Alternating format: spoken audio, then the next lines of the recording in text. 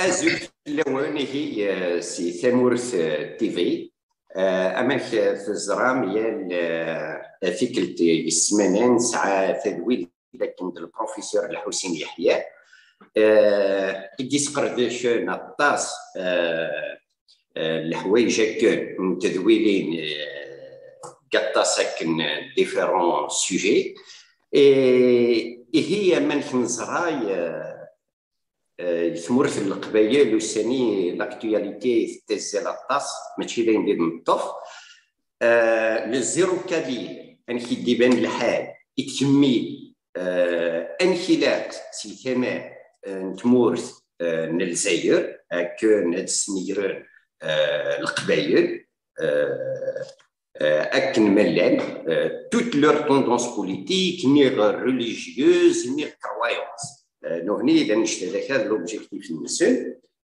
هذا صنفار النسن هي من هكون يبان دابا نطاس الحوايج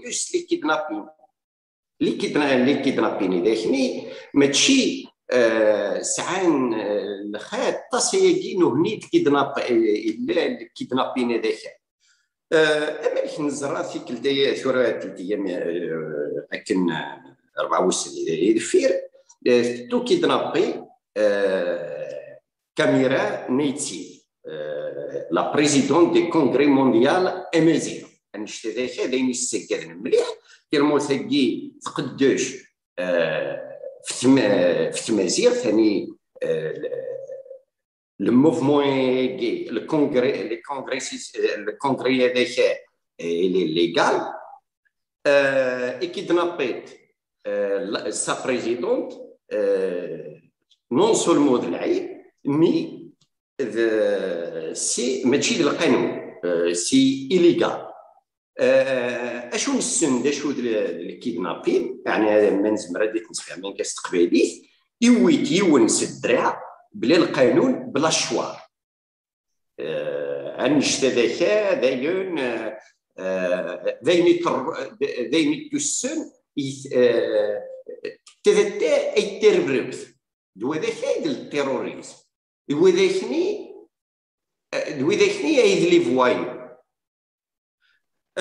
لكن داون من نزرا سليمان بوحافصي ثور ولا شي يعني ساعات ولكن 64 سيمي ولا شيء وذاك ستان كريتيان يتبع مسيحيت هي فوالا يرانا صافي ديجا الحبس على جال ساكرويونس هاني يلا كابيلي انكم توس تبغيتي لي تذا كريتيان تبغيتي لي تدي مسلم تبغيتي لي اطي تبغيت وكتو قعاره ماطي يعني كاس نقار l'indifférent et toutes les choses انشتذاك اغنتو قعاره ديال سيتمرس القبائل اكنيد نوفا اما ولا النوع اكنيد نوفا الجدود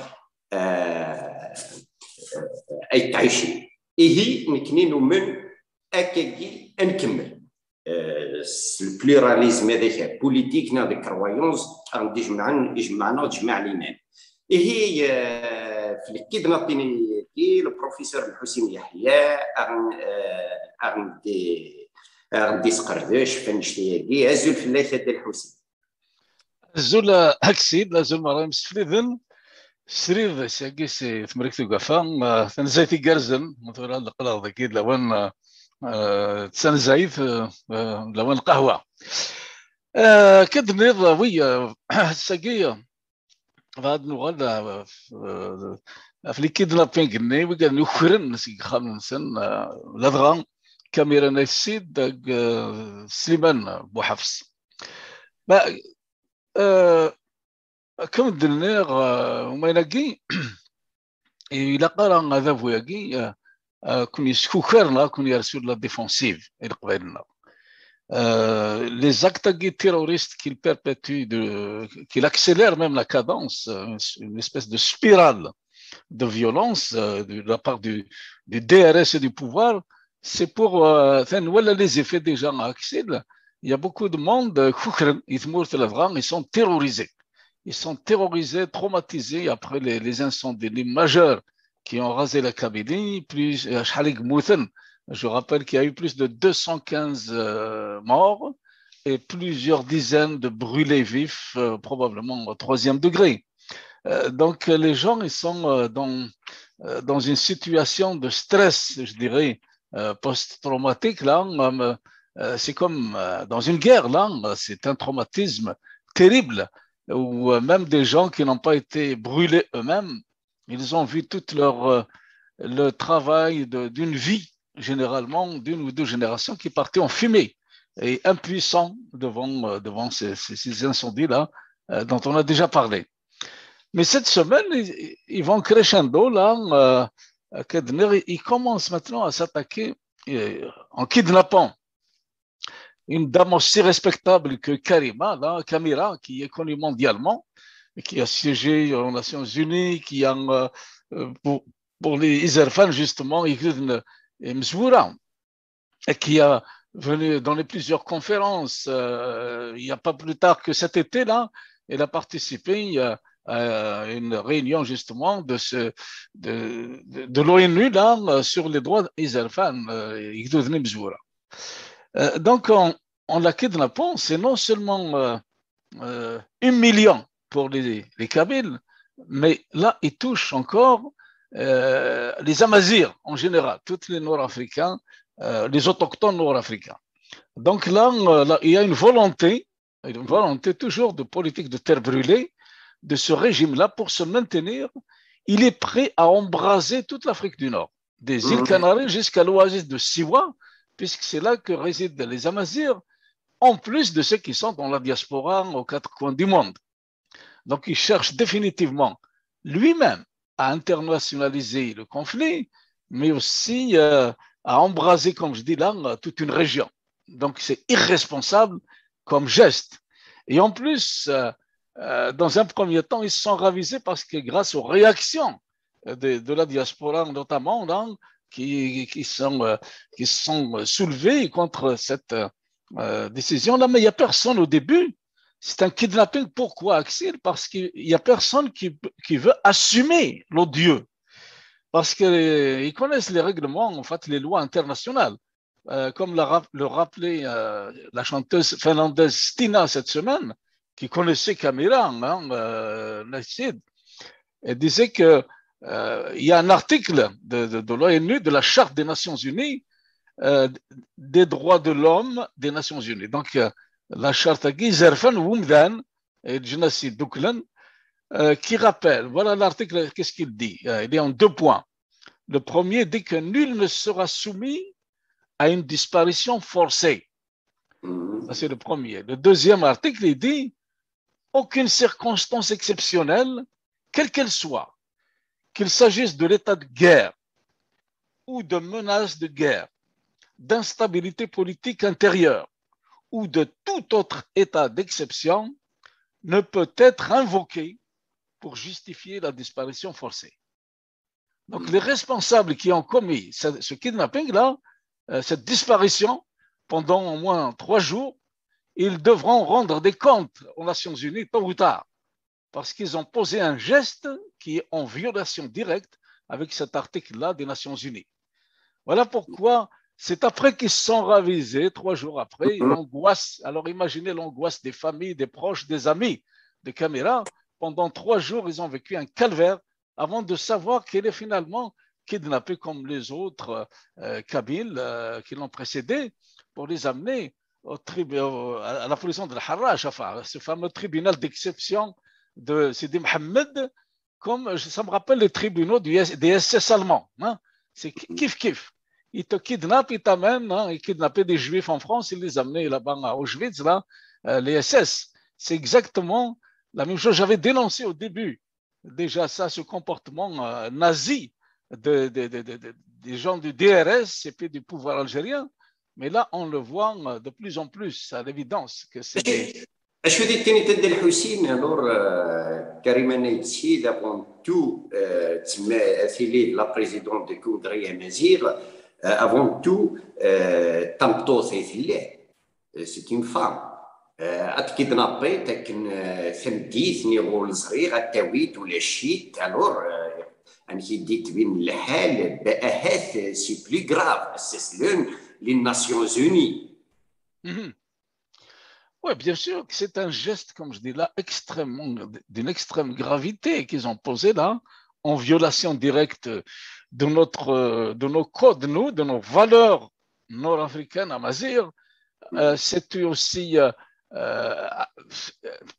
comment dirais-je, un défi à tous les Amazirs du monde parce qu'elle représente plusieurs pays pratiquement, là où vivent les Amazirs. Il est dans cette ONG-là depuis longtemps. Et donc, c'est une insulte aussi aux Amazirs globalement, et puis aux Nations Unies, comme je viens de le dire, et à toutes les Premières Nations, parce qu'elle était respectée au sein de ce forum-là, en fait, des Nations Unies, où elle siège sur les droits des peuples autochtones. Donc, ça, c'est sûr qu'il va falloir rendre des comptes, tout là. Justement, regardons cet aspect de qui a kidnappé, et je crois que les nôtres maintenant, on leur demande un peu trop peut-être là, mais les Maziren en général, il faudrait commencer à donner des noms, parce que tôt ou tard, le tribunal pénal international, il va s'asseoir sur ces questions-là. Il faut qu'on sache des noms. Par exemple, comme ce juge, ce fumier de juge, Sidi Mohamed, qui n'arrête pas envoyer des gens à la prison de l'Harraj, il faudrait qu'il nous donne son nom. Il faut qu'on ait des noms, tout là. Comme on a des noms de Shingriha, on a des noms de Tobon, etc. Il faut qu'on ait des noms parce que c'est comme ça qu'on peut les traduire et déposer des plaintes sur eux. Et ce juge-là, comme je dis là, c'est vraiment comme un SS, il se comporte comme un SS, il faut savoir son nom, qui il est, et puis aussi des plaintes devront être déposées concernant ces gens-là. Et c'est comme ça aussi que nous pouvons, il faudrait que la diaspora aide aussi à créer ces conditions-là, que la peur doit changer de camp. La peur, c'est eux les criminels, c'est eux qui doivent avoir la trouille là, des tribunaux pénals internationaux. Alors, c'est en déposant des plaintes et en faisant des poursuites devant la Cour pénale internationale qu'on pourrait faire changer de camp à la peur, comme je disais là. Donc la diaspora, je sais qu'elle est, parfois certains sont désemparés, ils n'ont pas d'idée quoi faire. La seule chose qui nous reste à faire, c'est ça, c'est de créer des collectifs d'avocats et puis de déposer des plaintes et de faire des poursuites devant la Cour pénale internationale. Il n'y a rien d'autre qu'on puisse faire là pour l'instant. Et je pense que la diaspora, elle a les moyens, elle est assez puissante pour entreprendre une telle démarche-là. Tu sais, Axel Nkene, ça fait... avant d'aller dans cette direction, juste un mot sur aussi notre ami Slimane Bouhafs, qui est, je rappelle à ceux qui ne le connaissent pas, là, surtout les étrangers, là, pour ça que je parle volontairement en français des fois. Slimane Bouhafs, c'est un kabyle de confession chrétienne, en fait, et il s'est converti au christianisme, je ne sais pas quand, mais il était au pays. Et comme on sait que l'idéologie du pouvoir, de ce pouvoir-là criminel, assassin, il ne tolère, on l'a dit, aucune différence. Il ne respecte pas les différences. On l'a dit, religieuses, linguistiques, etc. Mais dans ce cas si précis, c'est vraiment une différence religieuse. Et il était traqué au pays. Il était menacé par des imams. Il était menacé par un imam du pouvoir. Et puis, c'était un fugitif. Et il est parti en Tunisie, s'est exilé en Tunisie sous un statut de réfugié. C'est le Haut Commissariat aux réfugiés de Tunisie qui lui a donné un certificat de réfugié. Donc, ils sont allés là-bas, comme on sait que c'est à côté, et ils ont envoyé quelqu'un, ou je ne sais pas, des kidnappeurs, qui l'ont agressé à son domicile, et ils l'ont kidnappé à son domicile, rappelons-le. Et le seul tort qu'il a, ce Slimane Bouhafs, il en a peut-être deux. La première, il est kabyle, donc c'est le fameux zéro Kabyle, il continue, comme je disais, comme les SS, la chasse au Kabyle. Et en plus, il est chrétien, donc il a aussi un autre tort, selon eux, qui ne respecte pas les différences. Donc, c'est pour ça qu'on fait appel à la communauté internationale aussi, qu'elle prenne ses responsabilités. Je ne sais pas, il faut protester aussi auprès même du Vatican. C'est un chrétien, et c'est quoi cette affaire de faire la chasse aux chrétiens, déjà qu'il n'en a pas beaucoup en Algérie, là, et puis qu'il leur livre une chasse comme ça, là, c'est contre la liberté de culte et qu'officiellement, ils n'osent pas l'assumer. C'est pour ça que je dis qu'il faut identifier maintenant les responsables. OK? Les responsables de ceux qui mènent une guerre contre les chrétiens ou contre les juifs ou contre d'autres religions, contre les Ibaïdites du Mzab ou contre, comment il s'appelle, Saïd, je ne me rappelle plus son nom là, le Soufi, qu'ils ont condamné il n'y a pas longtemps aussi par le même tribunal d'exception de Sidi Mohamed. Jabal Khair, Saïd Jabal Khair, qui est un musulman soufi. Il est un grand professeur et tout ça, un intellectuel, qu'ils ont jeté en prison comme un vulgaire voyou, toujours pour les mêmes raisons là qu'ils n'acceptent pas la liberté de culte dans ce pays. Il faut que les Américains le sachent, il faut que le reste de la planète le sache, il faut que le Vatican le sache, il faut que le monde le sache.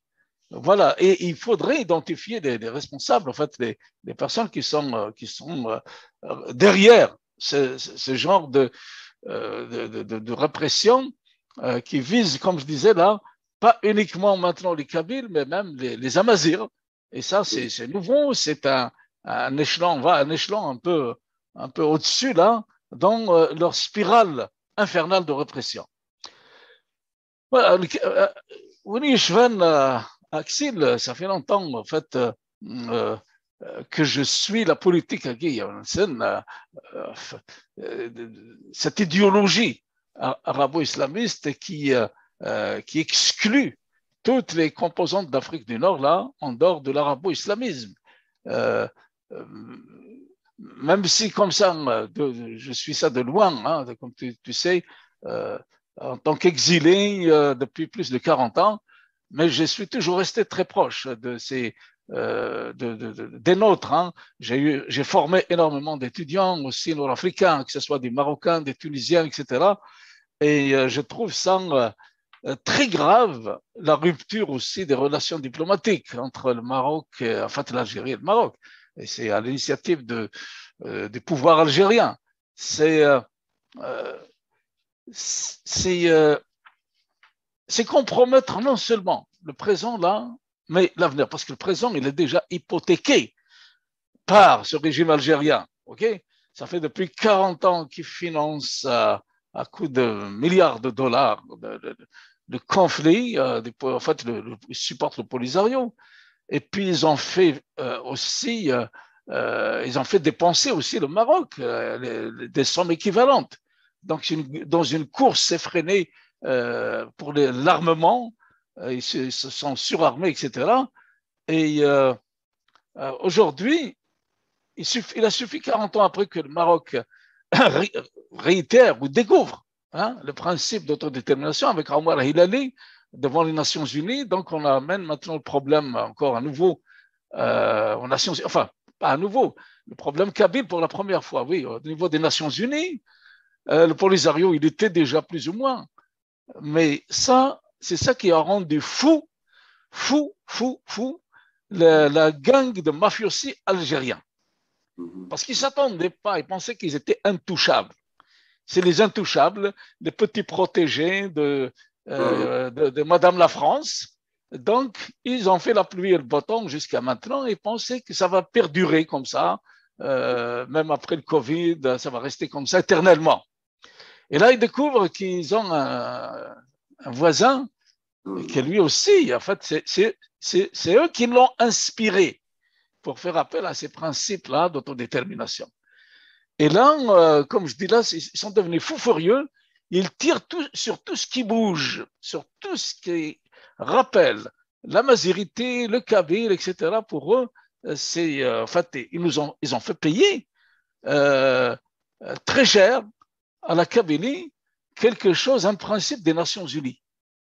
tu te rends compte un peu de la bêtise humaine, en fait, de comment ils sont devenus, ils ont perdu le contrôle. C'est le cerveau reptilien, un cerveau qui les a fait réagir, le cerveau qui a pour fonction de sauver les meubles, en fait, les éléments vitaux, hein, les réflexes animaux. Parce que pour brûler comme ça une région, s'en prendre à la nature, à des animaux même, etc., il faut, ou bien au travail d'une vie de milliers de familles à Knihat, c'est vraiment, il ne faut pas avoir un gramme de sentiments humains. Il faut être rendu à un niveau reptilien, comme je dis là, souvent. Donc, il y a deux voies aujourd'hui qui s'offrent au Maroc et à l'Algérie, d'ailleurs. Le Maroc, il a tout intérêt, je pense, à poursuivre sa logique. OK? C'est comme il a excité ses fous à Alger, là, avec ce principe d'autodétermination, et puis après, il reste là, ou il s'est rétracté, ou il reste là, statu quo. Ben non, il a une responsabilité, le Maroc, dans ce qui arrive en Algérie aussi. Il faut qu'il réitère aux Nations Unies, qu'il convoque une réunion d'urgence là, s'ils veulent éviter un génocide dans ce pays. Parce qu'il faut accompagner ses propos. Il ne faut pas juste garrocher comme ça, rappeler un principe des Nations Unies, qui est respectable, bien sûr, et puis se dérober à sa responsabilité. En ce moment, c'est ça ce qu'on voit là. Pendant que les Kabyles sont en train de souffrir de cette répression massive d'une puissance comme l'Algérie qui s'est armée depuis 60 ans, là, qui s'arme là, ils sont en train de décharger toute leur frustration que leur a provoqué le Maroc là, sur le peuple autochtone de Kabylie. Et là, je pense qu'il est plus temps que jamais que le Maroc aussi assume ses responsabilités et les autres pays aussi, je ne les épargne pas, mais le Maroc, c'est notre voisin naturel, c'est le pays le plus amazigh d'Afrique du Nord, là, c'est à lui de prendre le leadership, les devants, et c'est la puissance régionale aussi, là, d'amener ce problème-là, en fait, aux Nations Unies, puis d'arrêter cette répression infernale. Maintenant, à moyen terme, ce conflit qui dure depuis 40 ans, moi je l'ai déjà abordé plusieurs fois, bien avant cette conjoncture actuelle.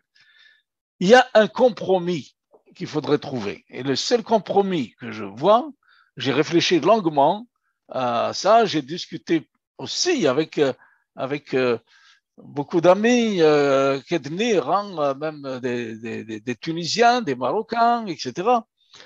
Et la seule façon de trouver un compromis conforme aussi aux Nations Unies, en ce qui concerne l'autodétermination des peuples, là, c'est d'envisager, de penser en termes futurs de confédération nord-africaine. La confédération nord-africaine, ça serait comme un petit peu le traité de la communauté économique européenne. C'est-à-dire que chaque État, chaque région doit avoir son indépendance et de former, de négocier une confédération à l'échelle nord-africaine. À ce moment-là, le Sahara occidental aura son statut d'État souverain, indépendant, faisant partie de cette confédération. La Kabylie, la même chose, le Mzab, la même chose, le Rif, la même chose, la Zawad, la même chose, et là, on a la solution. C'est la confédération, chaque État est indépendant, souverain, il a son parlement, son gouvernement, etc. On va déléguer quelques compétences à la confédération. Parce qu'une confédération, ce n'est pas un État, c'est différent du fédéralisme. Une confédération, c'est un traité d'union, parce qu'il y a des gens, évidemment, le commun des mortels qui ne savent pas. En Algérie, là, on parle de un langage qui est comme okay? Ça n'a rien à voir. L'unité, la vraie unité aujourd'hui, là, c'est ce genre d'unité qui respecte les différences. Donc, la seule façon d'avoir une unité au niveau d'être un traité, on peut avoir un traité économique, on peut avoir un traité de défense commune, ce n'est pas interdit. C'est à ces confédérations-là de décider qu'est-ce qu'ils veulent mettre en commun. Est-ce qu'on veut faire une monnaie commune? On veut faire, comme je dis, une armée commune, libre-échange économique? C'est ça l'union dont on parle. Ce n'est pas une union sacrée là comme une union religieuse. Le Wahda al-Wataniya algérienne, là, c'est du bourrage de crâne, c'est de l'aliénation, c'est l'arabo-islamisme qui, on se rappelle, enfin, dans la culture arabo-musulmane, ils ont, dans un premier temps, هذا الحسين وذاك ستان سلوغون تاع الديكتاتور يستخدمه الديكتاتور ني اسبانيول فرانكو يساول انت لو قتناش السيقار اسبانيول اونا انديفيزا كلك شوز والعاش الاسبانيول تعاش سا ليبرتي الميدين يموت ابري لي اوتونومي تبدل كومبليتمون لا جيوبوليتيك لاسبان. Oui, tout à fait, tu as raison de rappeler ça, Axel, le franquisme. Franco, oui, il a fait vibrer la fibre nationaliste. Hitler aussi, il a embarqué tous les Allemands dans ce nationalisme raciste et tout ça, là, qui a fait la guerre mondiale. Et la même chose, ils ont rien inventé, les Khorotaghi au pouvoir en Algérie. Ils ont utilisé la même chose. Avec l'idéologie, pour commencer, arabo-musulmane, on se rappelle, même depuis très longtemps, qu'ils ont sacralisé la langue arabe. Donc, il n'y a pas d'autre langue. Les autres langues, c'est de la merde. C'est de la merde. Donc, il n'y a que l'arabe. On se rappelle, il y a des instituteurs qui enseignent en Algérie qui disent que l'arabe, c'est la langue qui est parlée au paradis. Donc, ils ont sacralisé la langue arabe. Il n'y a donc qu'une langue. Ils ont aussi, du point de vue religieux, on vient de le dire, ils ne respectent pas les autres religions. Il n'y a qu'une religion, l'islam. En dehors de ça, c'est de la merde. Oui. même Ariol Nse, tellement Ariol Nse, يهدر لك نستعرض Ariol كشرك ذاك محمد يهدر لك ثيسيستني d'après les versets كلش لا تمسلين نستعرض alors ماشي داين وين كان Non, mais c'est en fait dans leur culture et dans leur idéologie. Et puis, c'est dans leur intérêt impérialiste. L'empire musulman, en fait, c'était quoi? Ils envahissaient les autres peuples, ils prenaient leurs richesses. C'est comme ça qu'ils ont envahi l'Afrique du Nord. Revenons à l'histoire. C'est une invasion pure et dure. C'est des Razawat. Ils ont confisqué les richesses. Ils ont brûlé, d'ailleurs, en parlant de brûler la Kabylie, c'est comme ça qu'ils procédaient même au Moyen-Âge, en fait, même au VIe siècle.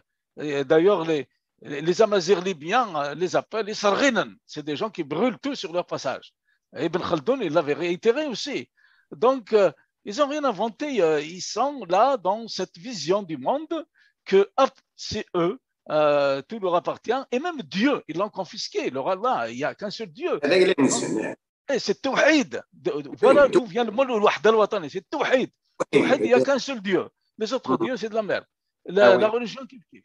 Donc, de là, après, depuis 60 ans, qu'est-ce qu'ils enseignent là-bas parce qu'ils sont illégitimes en partant, rappelons-le. Donc, ils se cherchent une petite légitimité religieuse. Et là, le Wahda al-Wataniya, c'est rien d'autre que ça.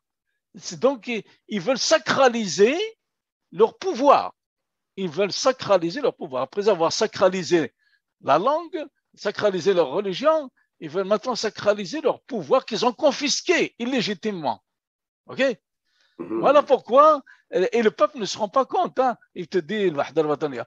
Je l'ai dit plusieurs fois, tu viens de le rappeler, Franco aussi disait la même chose sur la non-division de l'État jacobin, de l'État-nation. La France aussi, hein, la République unie et indivisible, c'est un slogan français. Donc, eux qui ont horreur, normalement, de l'État français ou des Européens, ils les appellent des koufars, mais ils prennent le même principe qu'eux pour un État jacobin où ils ne veulent rien savoir des autres. En fait, ce que ça veut dire, le Wahda al-Wataniya, ça veut dire l'exclusion de toutes les autres, l'exclusion de toutes les différences. C'est sûr qu'on peut pas être sur la même longueur d'onde.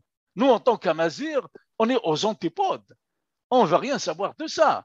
Si maintenant on veut avoir, comme je l'ai dit tout à l'heure, un État moderne qui respecte les différences linguistiques, religieuses et autres, à ce moment-là, ça sera même sans aller à l'échelle de l'Afrique du Nord, là, même à l'échelle de l'Algérie, c'est une confédération que ça prendrait pour remettre ce pays-là sur son véritable socle et le mettre sur les rails de la modernité, les rails du développement et les rails de la stabilité, les rails de la vraie union, c'est celle-là.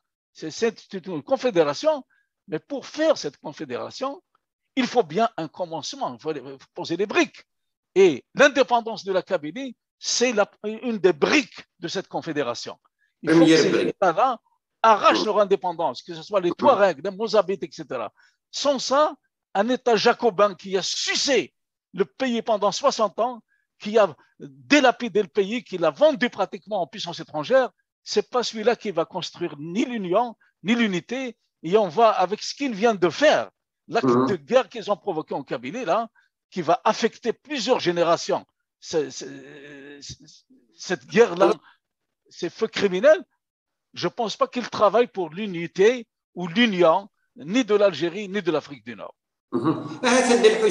C'est pour ça qu'ils l'article 2, l'islam, la religion d'État, fait exprès pour brûler tout le reste des articles de la Constitution. وشوف تلمو ما تخدمت في مسلمت ديانا la Constitution يروح يسمي certainement ملي تخدمت الدوزيام ارتيكل لا كونستيتيسيون نوني زراني مشات خدمت الدوزيام ماشي للسانكيام ماشي للديزويتيام ماشي للسونتيام خدمت الدوزيام اك ناضي الصرغ او القوانين اللي تبع مسجل فيرس سي دو انا ماذا ينطوط 200. Oui, c'est sûr qu'on ne peut pas avoir la religion dans un État moderne. Dans un État moderne, on ne peut pas avoir une religion d'État. Okay, on parle de respect des différences. Donc, ils se mettent au Moyen-Âge. C'est la régression d'aller vers ça. Je voulais ajouter aussi juste deux points là. D'abord, j'ai écouté les arguments de la Mamra, etc., qui dit que au début de ce conflit avec le Maroc, que le Sahara, c'est le dernier pays colonisé en Afrique. Ça aussi, il se met la tête sous le sable. Hein. Lui, en tant que Kabyle de Ouadamezor, je crois, il est complètement stupide. C'est toute l'Afrique du Nord qui est encore colonisée par les Arabes, par l'arabo-islamisme. Ce n'est pas juste le Sahara. Le Sahara, au contraire, ce qu'ils veulent faire là, le Sahara, s'il est, je pense, rattaché au Maroc, il est encore plus souverain qu'en rattachant à l'Algérie parce que le Maroc n'est pas aussi dominé par l'arabo-islamisme. Donc, ils veulent créer une république arabe au Sahara occidental. Ils oublient, en disant ça, que toute l'Afrique du Nord, en fait, elle revendique son statut aussi de souveraineté. Et les pays africains, toute l'Afrique, l'unité africaine, on l'a dit, hein, il y a des grands penseurs qui l'ont dit avant moi, que tôt ou tard, l'Afrique va retrouver son nord. Le nord n'est pas arabe, le nord de l'Afrique, l'Afrique est aux Africains. C'était la devise même de Massinissa, tu parlais tout à l'heure de Massinissa. Douagui a été gadun exactement, Douagui a été gadun, oui, le pouvoir algérien.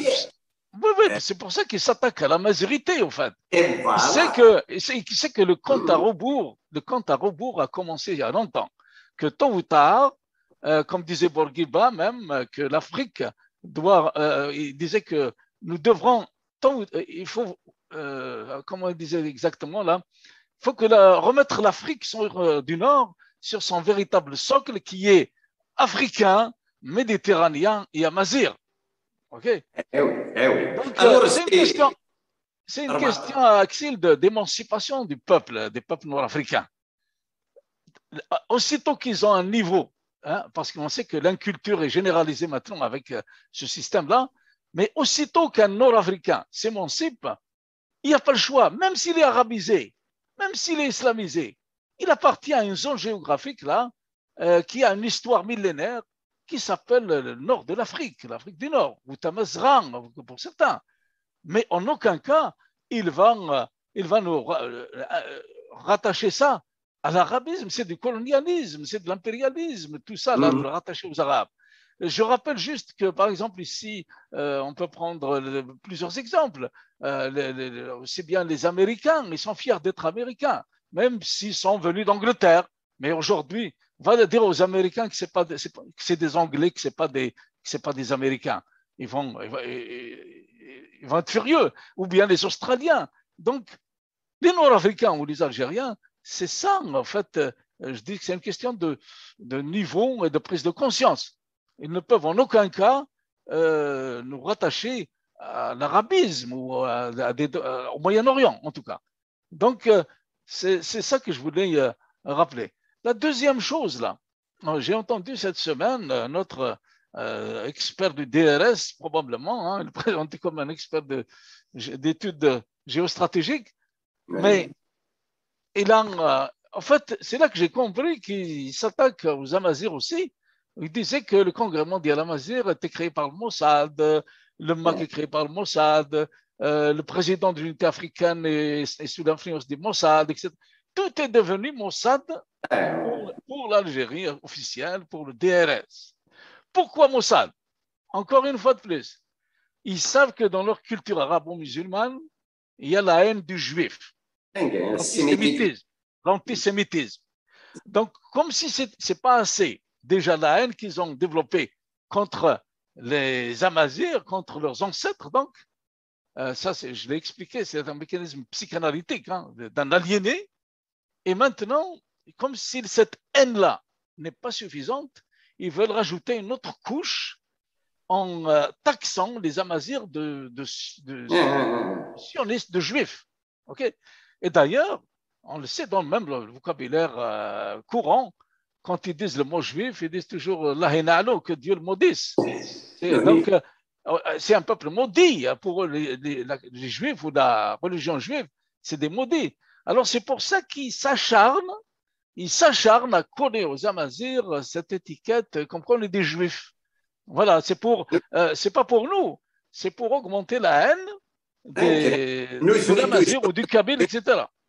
Nous sommes toujours les guerres de Kawazat.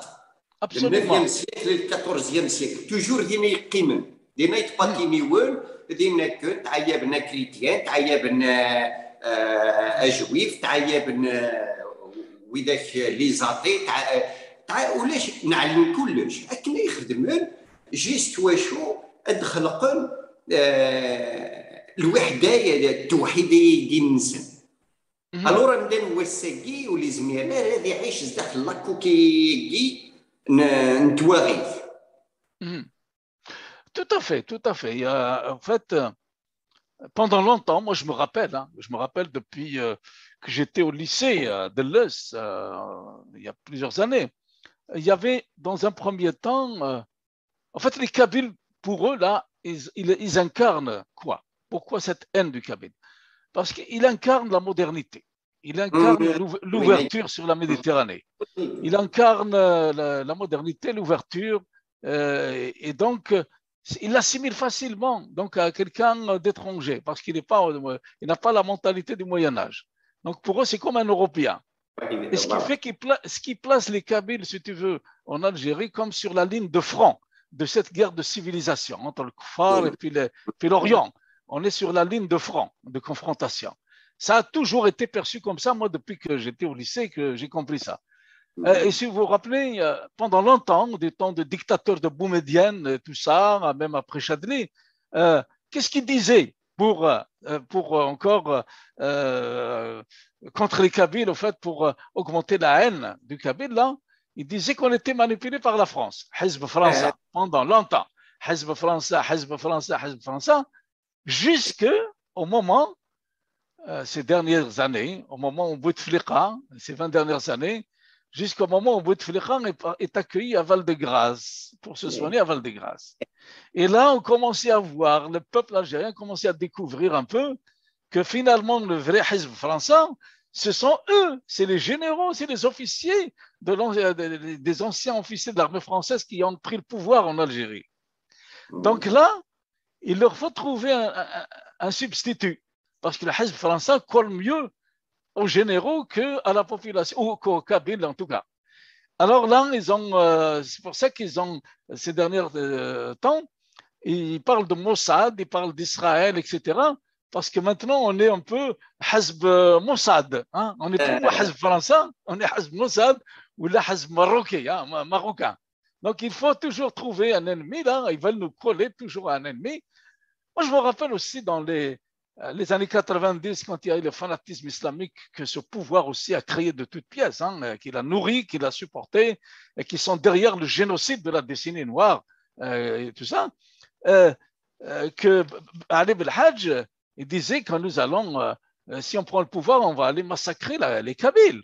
On va aller, que Tizi Ouzou, il y a même des plaques, je me rappelle, dans la région de Boumardès, qui indiquaient Tizi Ouzou, les plaques de circulation routière, ils étaient barrés et ils ont marqué Tel Aviv. Tel Aviv, Tizi Ouzou, c'est Tel Aviv pour eux. Donc ils ont fait rentrer tranquillement à cette génération cette idée que les Kabyles, c'est des suspects, c'est l'Occident, ils boivent du vin, ils sont libres, etc. Ils ont une grande composante diaspora en Europe. Donc, il y a beaucoup d'envie là-dedans. Il y a une envie, une jalousie, une haine qu'ils ont dirigée et planifiée par le DRS pour arriver à justifier ce génocide qu'ils ont pratiqué récemment, où ils ont brûlé les 3/4 de la Kabylie, parce que ça dépasse tout entendement. Et puis, ils sont où maintenant, tous ces hirakistes, tous ces gens qui disaient il n'y a pas longtemps qu'il n'y a pas d'Algérie sans la Kabylie. Alors, je leur ai dit maintenant que la Kabylie, vous l'avez brûlée, donc il n'y a plus d'Algérie. Vous avez brûlé son corps. Hein? Vous disiez que c'est le cœur de... Vous racontez ça à qui, là? Maintenant, je ne parle pas des responsables qui ont commis ce génocide. J'espère qu'ils vont être traduits devant la Cour pénale internationale. Mais le peuple qu'ils ont formaté, le peuple qu'ils ont aliéné, ils sont où aujourd'hui, là, comme on a brûlé toute une région? Il y en a même qui célébraient ça, sans doute. Il y en a qui se réjouissent même de ça parce que cet ennemi, depuis 60 ans qu'on les présente comme des Hizb français, après des Hizb ceci ou cela, ou des Mossad, mais est-ce qu'ils sont humains, ces gens-là, ou c'est devenu tous des monstres? C'est la question que je me pose. Est-ce qu'ils sont devenus les Algériens, tous de ces monstres-là qu'on a formatés à l'école, qui veulent que la seule langue, c'est l'arabe, et que c'est eux qui vont aller au paradis, qu'ils vont parler la langue arabe au paradis, et puis que nous autres, on va cramer en enfer. D'ailleurs, ils nous ont brûlés en vie avant d'arriver même dans cet enfer-là qui nous prédisent. Et mais l'ex-président de Belkhader, ذاين ديالنا دابا الناس لا كابيلي إلا قد تنمحو إلا قد تنكس alors نشتي ça veut dire non seulement l'école mais la télévision نسى la radio نسى les journaux نسى الجوامع نسى نشتي ديالك on dirait c'est un appareil formé depuis 62 سنو الفناديت 62 أتقدش أتمحو ثمورة القبايل السامي كيتنيت دا الحسين وطن فورماتين دي نون سولمون شرا لي زيت مي دي جينيراسيون ني الطفار او الستوالي غد الشيوخ واذا كيصغرم فعرف اكني تخميم نروح نلقى نشتي يا كاسيفيك انت ولي غاد قارون ils sont fiers غاد هضرون هكاك تمسلايين اش قارون نكني ثمورة الجزائر ثقيمان كثلا ومنون ستيداكتي ديتاسن ستيكتي وينيكي نولي سعاد اقرو ولي سعاي ضارو ديتاسن سيلي ميديان نسى تواغيث فريمون. Bah, écoute, moi je suis ça dans les réseaux sociaux, je vois un petit peu ce qui se passe. Je pense que le Moyagi confédération n'a jamais été prononcé par des Algériens d'Algérie. Ils ne savent même pas ce que c'est. Okay? Ils ne savent pas ce que c'est qu'une confédération. Ils savent qu'il existe par exemple la Suisse. La Suisse, c'est une confédération. mais ils ne savent pas comment le mécanisme que l'État chez eux.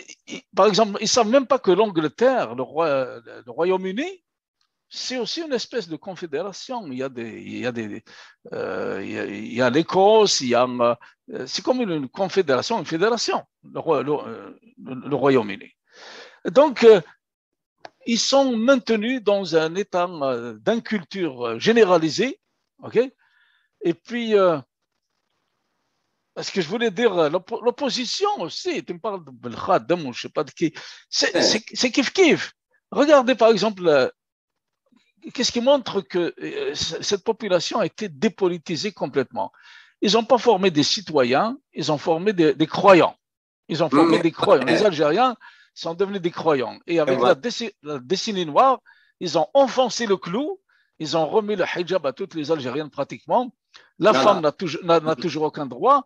Donc, on ne peut pas parler de citoyens. Nous avons une clique au pouvoir qui a fait en sorte que la population se transforme en secte religieuse des croyants. Et les droits humains, ils sont loin de tout ça. Regarde, par exemple, juste, je termine là, sur ce point-là, c'est qu'il y a eu des massacres. Il y a eu des massacres, ça se voit que c'est un peuple qui n'a pas politisé. L'opposition n'a jamais réclamé d'enquête internationale. Je rappelle juste les derniers événements marquants.